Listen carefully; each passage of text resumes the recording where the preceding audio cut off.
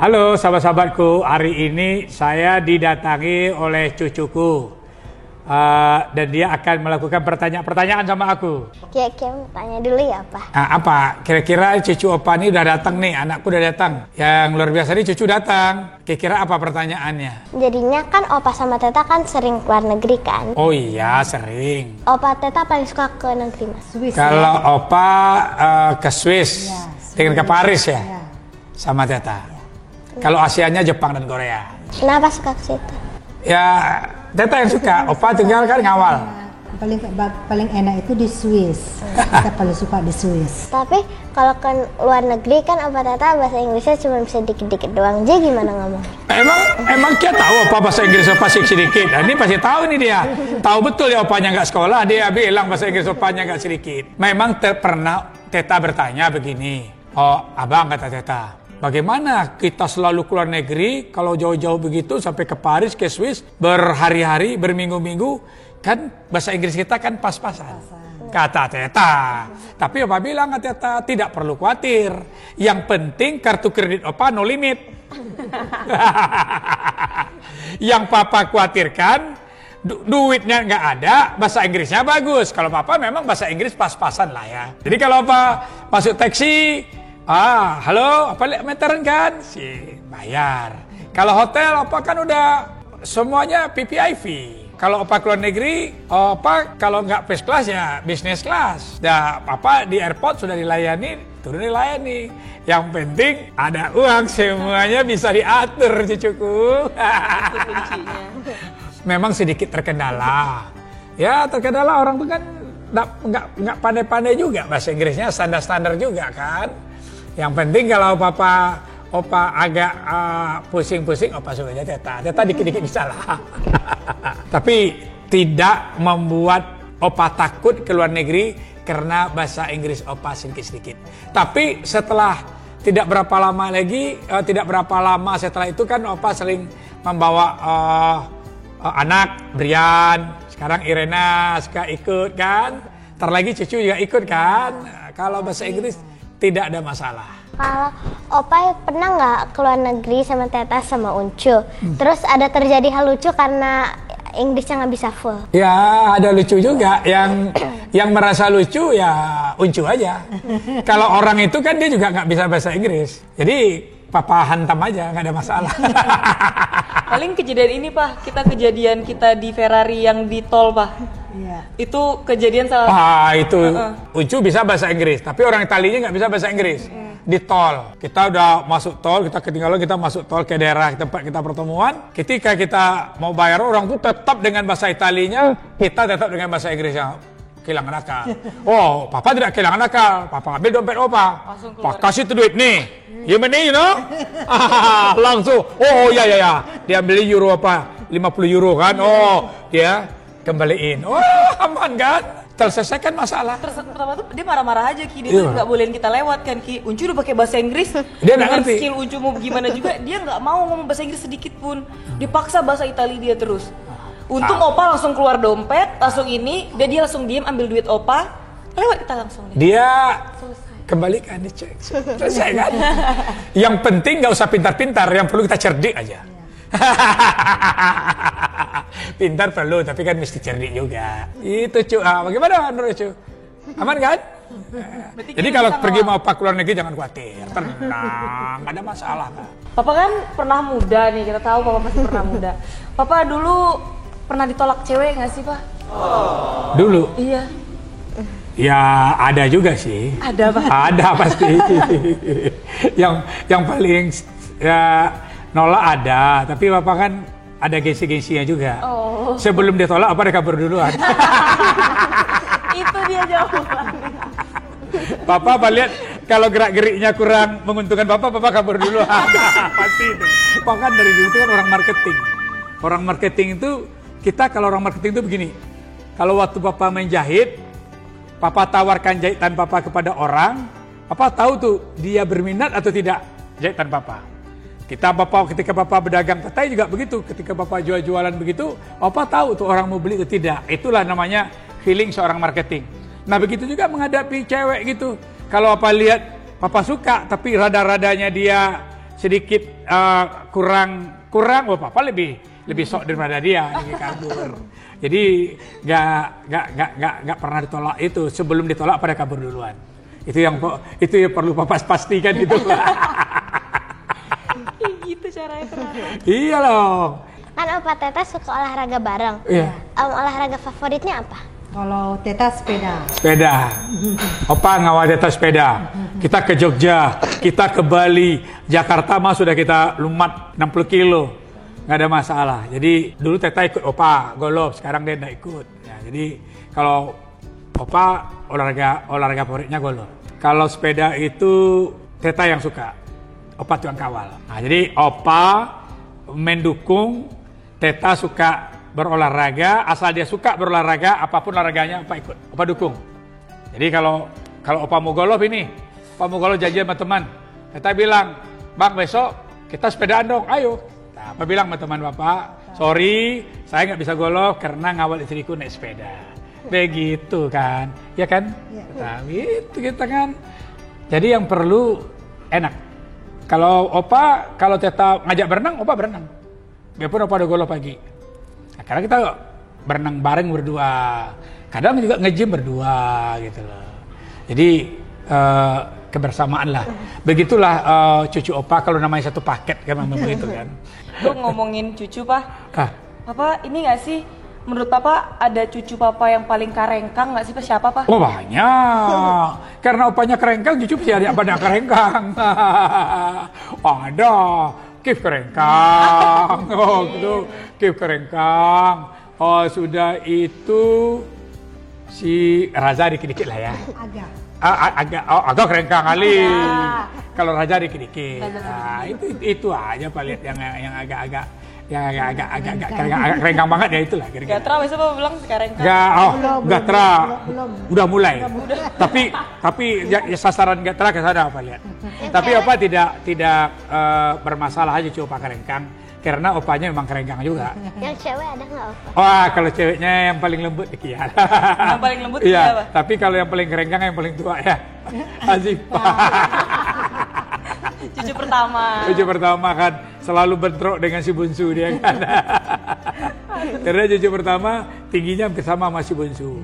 Jadi kalau ketika bertemu cucu semuanya itu ada yang kerengkang, ada yang adem-adem aja, ada yang senyum-senyum aja, itu membuat bercampur kebahagiaan kita bertambah. Itu juga yang membuat Opa itu bahagia. Memang tidak semua sama, tapi karakternya berbeda-beda. Nah, karakter berbeda itu kita maklumi juga. Ya kan bapaknya kan juga ada yang dari Jawa Tengah, ada dari Jawa Barat, ada yang dari Jakarta, ada yang Pariaman, ada yang Padang, cuma macam-macam. Karena menantu bapak udah 8 menantu bapak tuh bermacam-macam. Jadi kalau kerengkang itu apa bilang, wah cucuku kerengkang. Kerengkang itu bahasanya itu orangnya aktif, super aktif. Super aktif, suka ganggu yang lain. Suka colek yang lain. Kadang kalau yang lain makan, diambil makanannya, dia kabur gitu loh. Jadi apa namanya itu kalau dimarahin tetap nggak nangis gitu, dia lihat. Pokoknya kalau apa yang kita larang dia kerjain. Itu termasuk kreatif lah ya. Apa namanya kreatif? Resek kali. Ya resek sama bersama begitulah. Jadi kalau bahasa Padang itu anak ini kerengkang banget, ini dia bilang itulah. Tadi yang paling kerengkang ada tuh Pak, yang paling sabar, yang paling lembut. Yang paling lembut yang cowok atau cewek? Coba di semuanya. Oh ya paling lembut ya. 19-nya. Kia termasuk lembut. Yes. Gania. Gania lembut. Kalia juga lembut, ya kan? Orlin juga. Banyak juga yang lembut. Kalau rata-rata cewek lembut deh. Tapi kalau laki-laki nggak boleh lembut. Kalau lembut mau apa marahin? Kenapa kamu lembut nih? Aneh kamu nih saya bilang. Nah yang paling lembut tuh si Selo tuh agak lembut itu. Anak cucu apa laki-laki. Tapi sekarang nggak lagi. Sudah bapak dikit-dikit tegur dia. Kenapa kau lembut? Laki-laki tidak boleh lembut. Laki-laki itu harus tegas. Tegas, jelas. Itu laki-laki. Karakter harus ada. Sekarang ini bukan terlalu kayak pertanyaan ya. Ini akan agak susah. Opa Teta coba namain semua cucu dari 1 sampai 19. Ayo Pak, rutin Pak. Ini bisa, tapi kan pelan ya, kita runding ya Maya. Tapi kan berdua kan, cucu 19 maksudnya nih. Iya. 1 sampai 19. 1 19, kau tenanglah, pasti bisa. Ya, Yang pertama, Azipa. Yang kedua, Zelo. Yang ketiga, Kalia. Ya maksudnya urut namanya ini, urutan. Urutan 1 sampai 19. Kedua Kalia. Kalia itu baru Zelo. Itu baru 4 itu. Iya. Jangan urutan itu lah, pusing lah, Opa. Sebutkan 19 aja lah. Itu challenge aku. Oh, sedih Opa lah, apa Baru keempat? empat, Pak. Baru 4. 5 siapa, Pak? Kembar. Yang kembar. Kembar lagi. Kairan, Kairan, Kif, Orlin dulu, Mak. Orlin dulu. Iya, Orlin. Kia, Orlin. Terus Melodi. Ya. Melodi. Kip, Kairan. Ya. Terus si Kip Kairan. Adiknya si Orlin. Iya, Aksa. Sudah Aksa siapa ya? Ayo kasih clue, Hah? Bara, terus Gio, sudah Gio, Gania, Kandra. Jawab dong. Sedangkan Iya, Opa. Oh, Papa kan ada teta. Ya, tapi kalau urutan Opa tidak apal. Karena Opa tidak mau apal juga. Karena Opa kan udah belikan kalung semuanya. Opa. Tapi fun fact, Opa karena cucunya banyak banget, Opa itu beliin cucunya semua kalung yang ada inisial nama. Dan itu harus dipakai. Jadi kalau ngumpul, Opa mau manggil, aduh siapa namanya? Kalungnya ada tulisannya Gania, ada Kia. Jadi Ada. gampang manggilnya. Sebetulnya Opa tuh sudah antipasi itu. Karena maklum aja faktor umur kan. Antipasinya apa? Opa belikan kalung semua cucu. Jadi kalau datang, apa buat aturan undang-undang perdanya bahwa kalau datang ke rumah Opa, perdanya pakai kalung. Nah, jadi kalau Opa datang, cucu Opa tahu gitu loh. Tapi kalau urutan memang agak berat ini. Ini pertanyaan yang begini nih bisa enggak dipertimbangkan yang ditanyakan lagi. Papa ini punya anak 10, Mama punya anak 10. Papa tahu sendiri pasti yang namanya adik kakak tuh pasti berantem tuh ada lah kan, Pak. Nah, dengan 10 anak Papa yang karakternya berbeda-beda ini, Pak, Papa gimana sih, Pak, cara nyikapin 10 anak Papa ini, Pak? Alhamdulillah ya. Mungkin kalau dia berantem, saya tahu Papa belum pernah tuh. Mungkin di belakang Papa kali. Karena Papa dari dulu tuh mendidik anak tidak keras tapi tegas. Dari kecil itu kebersamaan anak-anak itu sama dengan kebersamaan cucu sekarang, dekat semuanya. Jadi kalau Opa lihat begini, kalau ada aja sambil makan, Papa lihat aja satu sama lain tidak ngomongin, Papa panggil dua-duanya. Selesai masalahnya. Nah gitu aja. Jadi Papa sebagai itu waktu kecil. Dan setelah dia punya suami masing-masing, ya namanya udah dewasa, udah punya anak-anak juga, ya Papa perhatikan aja kalau ada masalah dari anak Papa pertanyakan. Tapi tidak ada, alhamdulillah nggak ada ya, kompak ya mereka ya. Karena ya, Papa juga seperti itu beradik, jadi pas ke anak-anak Papa, alhamdulillah. Nah, kenapa seperti itu ya? Karena dari kecil tuh mereka udah bersama gitu loh. Nah, ada bersama. Mungkin aja pertanyaannya Irena, dia anak bungsu ya. Karena tertekan oleh 9 orang kali gitu. Dia tekan. Kan yang bungsu itu kan selalu kadang-kadang dia menung aja. Kenapa ini Irena menung? Mungkin sama tidur sama kakaknya gitu kan. Yang namanya bungsu kan, ya namanya anak bungsu, yang namanya si bungsu kan kadang-kadang berbeda ya, ketika kelahiran kakaknya dengan kelahiran dia kan sudah berbeda, zamannya pun sudah berbeda kan. Kalau dulu kakaknya sampai SMA tuh belum punya handphone ya Mbak ya. Sekarang Irena aja SMP sudah punya handphone. Cucu apalagi belum sekolah aja udah pegang handphone. Jadi berbeda dengan mengikuti zaman.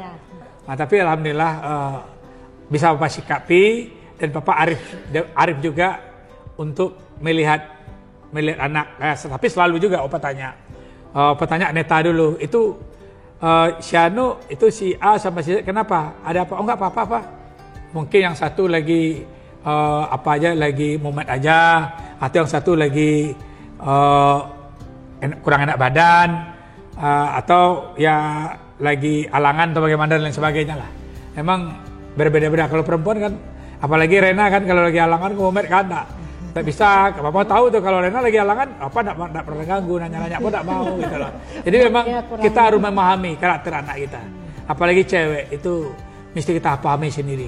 Ada ketika dia lagi tidak mood ya kita juga usah paksakan keinginan kita kepada anak kita. Jadi apa begitu? Pak dan Teta kan punya mobil banyak, tapi itu hafal nggak semua mobilnya? Opal Papa, mobil Opa masa nggak hafal? Yang beli Opa. Oh, pasti hafal Opa. Ada berapa? Tapi gini, mobil Opa itu banyak. Tapi Opa beli mobil itu setelah Opa pensiun. Setelah Opa tidak lagi bekerja. Tapi kalau sewaktu Papa masih bekerja, kira-kira 7 tahun yang lalu, umur 55, Opa kan udah pensiun. Nggak mau kerja lagi di kantor. Opa ingin santai, semua usaha kan udah pasrahkan ke anak-anak kan. Nah, kerjaan Opa itu ya suka beli mobil aja. Karena jadi artinya begini, supaya cucu mungkin bingung juga kan, kenapa si Opa sering beli mobil, sering beli motor, sering beli Vespa, sering beli sepeda, kayak gitu kan. Kenapa banyak sekali Opa nggak bisa pakai. Tapi yang jelas Opa katakan, Opa tuh dari kecil tuh kan hidupnya susah. Ketika dari kecil susah, Opa udah tua, Opa nggak mau susah lagi. Opa ingin bahagialah. Artinya pikiran Opa sama Teta tuh begini, umur itu pasti bertambah. Kita tuh pasti tua kata Opa sama Teta. Tapi yang penting kita harus gembira dan berjiwa muda. Untuk berjiwa muda, Opa beli aja yang Opa suka. Teta mendukung. Apa yang Opa suka, Opa beli. Apa yang membuat Opa bahagia. Yang penting Opa beli, diyakinin bukan dengan uang korupsi, bukan dengan uang kredit. Dan itu semuanya dengan uang yang jelas dan halal. Banyak juga pertanyaan-pertanyaan di Kepa Opa itu.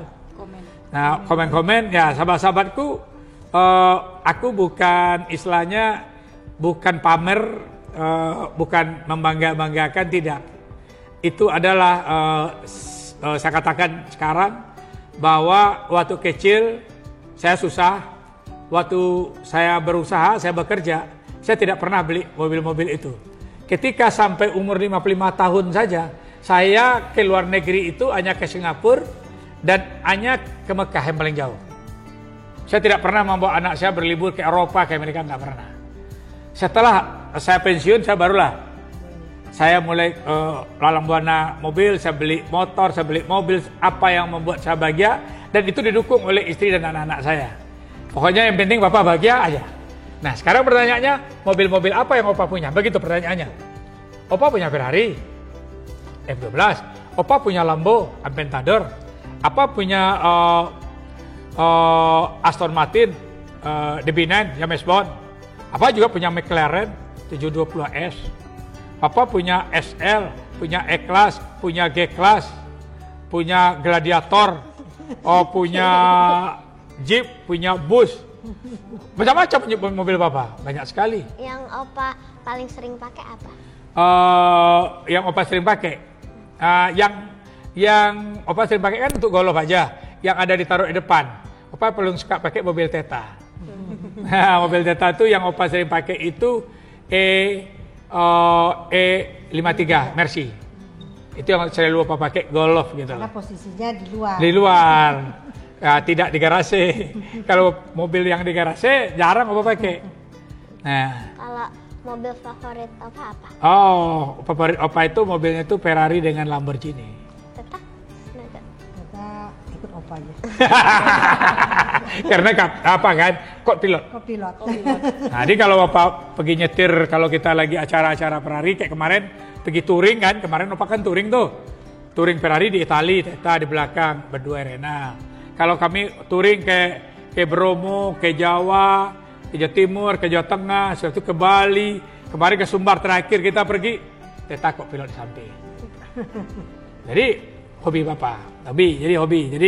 Jadi tidak ada Opa beli mobil itu pengen pamer, tidak. Tapi yang penting Papa sampaikan kepada pemirsa, teman-teman, sahabat-sahabatku, Anda mesti memiliki satu tekad, memiliki apa yang kita harus punya. Itu salah satu dulu ketika Papa belum bisa beli sepeda, Papa pingin beli sepeda. Ketika Papa sudah dapat sepeda, Papa pingin beli motor. Ketika Opa udah punya motor, Papa pingin beli mobil. Berapa enaknya. Setelah punya mobil, punya 1, 2, 3, untuk beli Ferrari, beli Lambo dan lain sebagainya itu, Papa belum beli, Opa belum pernah beli sebelum Opa pensiun. Itu semuanya dibeli setelah pensiun. Setelah Opa tidak kerja lagi, sudah tidak kerja lagi, hanya menganggur, ya pekerjaan apa selain olahraga, ya lihat mobil, bersihkan mobil, kadang-kadang Papa mencuci mobil itu. Dan Opa nikmati mobil itu. Senang. Jadi itu. Jadi bukan pamer tidak. Tapi itulah membuat Papa bahagia. Yang penting Rena dengan Kia senang tidak kalau melihat Papa bahagia sehat? Membuat kami bahagia sehat itu adalah membeli hobi kita.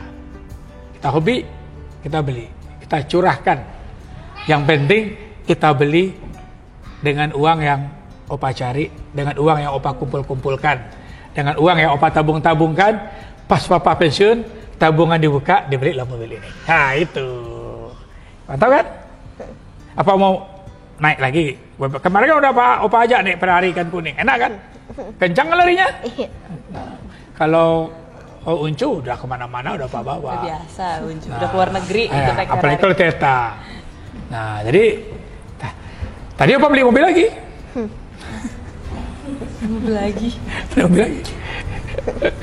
Jadi kapan-kapan Kia mau nggak review mobil Opa?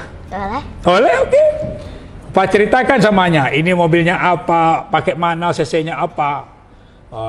Kia akan tanya, kan pernah Kia tanya ke Opa, berapa pajak mobil itu setahun? Mahal.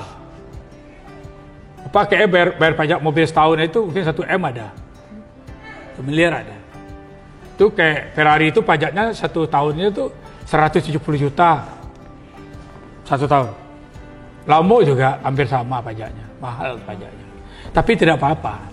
Kalau kita membayar pajak itu kan kita sebagai warga negara, kita wajib membayar pajak. Itu kita laksanakan. Jadi tidak ada yang tidak kita bayar.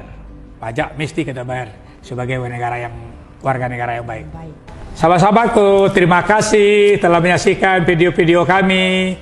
Saya dengan istri, cucu, dengan anak bungsuku. Jangan lupa Like, Comment. Subscribe. sampai Bye-bye. jumpa. dah.